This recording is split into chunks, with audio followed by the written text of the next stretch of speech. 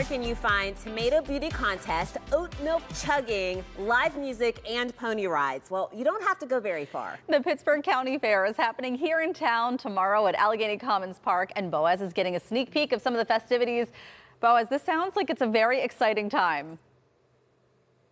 Oh my gosh, it is so exciting. Do you know what fresh indigo looks like? We're figuring that out today, but first I want to introduce you to Justin over there, who's the fair director. Is that an appropriate title? Sure. Circus director, but yeah, sure. And we're not in Allegheny Commons Park, as you can tell. We're at an urban farm on Penn Avenue where you're getting ready for the big event tomorrow. Yeah, we have so much stuff in stored. And one of the most exciting parts about the entire event, it is a homegrown event. So we are out here harvesting, preparing, and getting everything together. And there's so many things going on. There's foods, there's grape stomping. We're going to get to some of that later.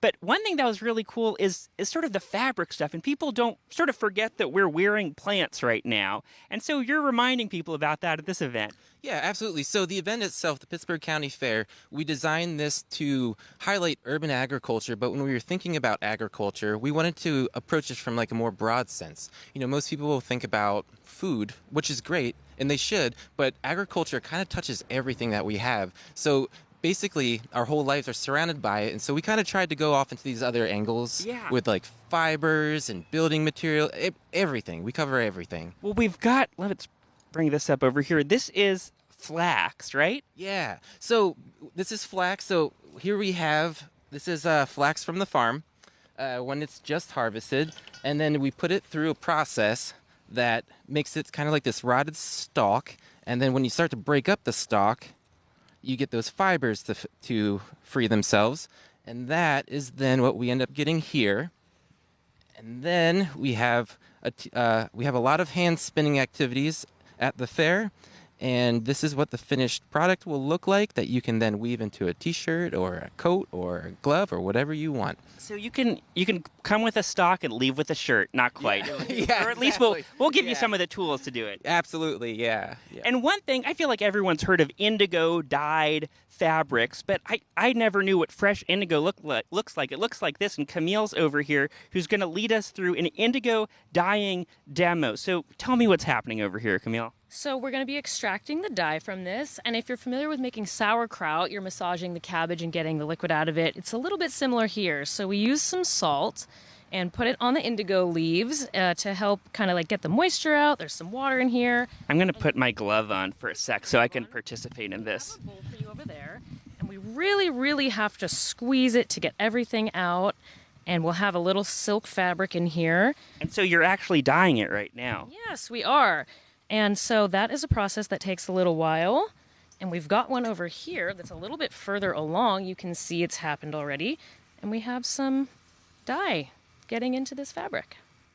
That is wild. And what about, is this also indigo dyed over here?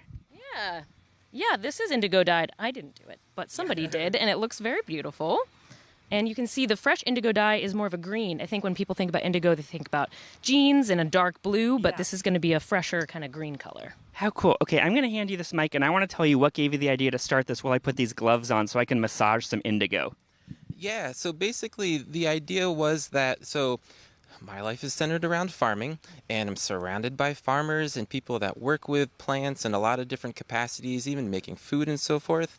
And there's so many really cool things that are happening here in the city of Pittsburgh along that theme of sustainability, gardening, farming, the whole deal. So we wanted to come up with an event that sort of highlighted and brought forth all of those, brought to the forefront and really celebrated all of those really great projects and people. Well, thank you so much, Justin. Thanks for making this event, and thank you for giving an excuse to mash leaves, water, and salt together, because I'm really having a nice time.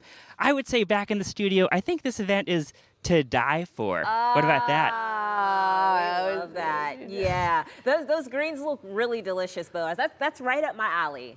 I love a good green. It's not a salad. We're dyeing stuff. Don't eat this. Oh. You can't eat that. No, it looks really cool. Thank you for introducing us to that and giving us a little behind the scenes. That's really neat. It is really fun. Thanks, Boaz. Well, the Pittsburgh County Fair is happening tomorrow. We'll be checking back in with Boaz a little later in the show to preview more of the festivities. Coming up on Talk Pittsburgh, we are focusing on health for baby and mom. September is Infant Mortality Awareness Month, and one local group is helping moms and their babies get the help they need. That conversation is coming up next.